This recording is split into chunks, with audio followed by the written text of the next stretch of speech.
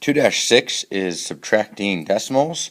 It is very similar to adding decimals, so it's going to go very, very quickly. Step 1 is to line up your decimals when you write the numbers.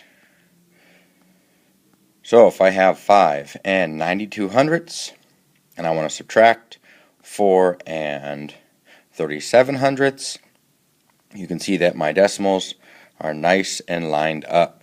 That puts all my places in the right spot when I subtract. Step 2 is to bring down the decimal. So again, 5 and 92 hundredths minus 4, 37 hundredths. I'm going to bring that decimal straight down. And now I'm ready to do my subtraction problem, which is step 3. Subtract. And if you have to regroup and borrow, you can. We'll see if this problem needs it. 5 and 92 hundredths minus 4 and 37 hundredths. There's my decimal. Let's subtract. 2 cannot minus 7, so I'm going to have to regroup. I'm going to have to take a 10 from out of the 9, and that makes that an 8, and now I have a 12. So 12 minus 7 is 4. I have 8 minus 3. I can do that. I don't have to regroup, so I know that that is 5. And then I have 5 minus 4, which is 1.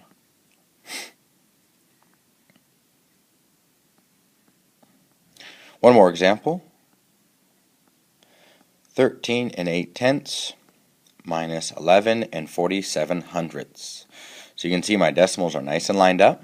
My ones place is lined up. My tens place is lined up. My tenths place is lined up. Now, we've seen problems like this before where we have nothing above the 7, nothing in the hundredths place in the first number. So after I bring my decimal down, I'm going to add my ghost 0. I can always put a 0 after the decimal. So now I can do 0 minus 7. Well, I have to regroup from that. So I'm going to borrow from the 8, makes it a 7, and I borrowed a group of 10.